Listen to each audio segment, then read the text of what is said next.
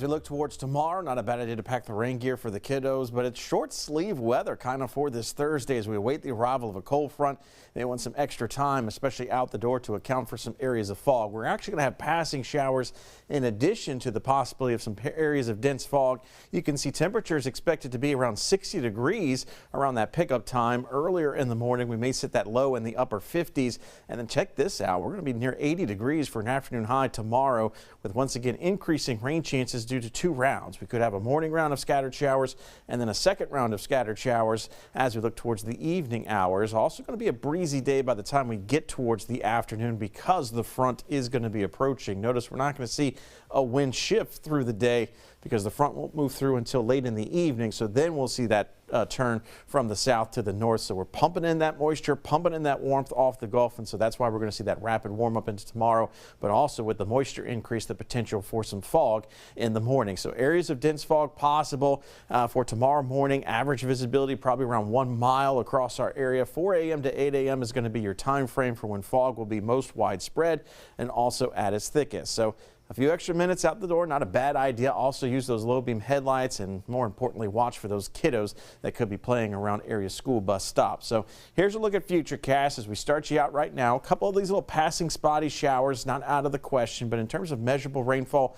likely to hold off until we get towards the early morning hours for tomorrow. Now you'll note here, we're going to be watching a disturbance. It's going to be traveling from the Gulf across extreme southeastern Louisiana. The question being, how far east does this slide, or do we get more of a nudge towards the west, which could open up more of our viewing area to the possibility of some passing rain and maybe even some thunderstorm action for the early morning hours on Thursday. As of right now, it looks like the core of this energy is going to be passing more over extreme southeastern Louisiana and the New Orleans metro area, but we'll keep our eyes on how that progresses. Futurecast actually shows some clearing as we get towards the late morning into the early afternoon, so maybe some peaks of sunshine.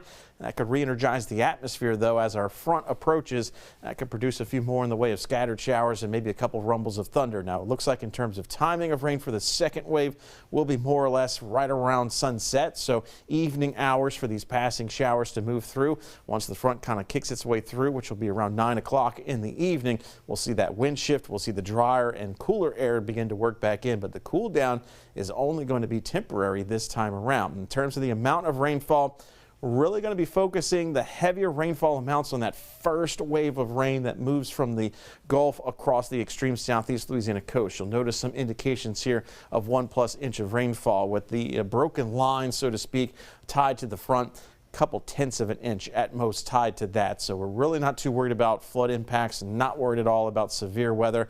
And again, here's the upper air pattern showing that dip in the jet stream that's going to be delivering the cold front as well as the cooler temperatures. But watch how quickly the jet stream starts to flatten out across a majority of the country. So you can see how we stay with this pattern as we move into the weekend and to the following week. So it's going to be more of a stagnant weather pattern as we get into the week of Christmas, which is actually going to be very mild in temperatures and also mainly dry. So a look at the temperature trends and you can see how we're going to break down these 70s for at least a break on Friday before rebounding right back to the 70s. And then with a stagnant weather pattern, that temperature barely going to be moving day by day as we move from this week into the week before Christmas, and or the week of Christmas. And you can see for Christmas Eve, expecting a daytime high of 75.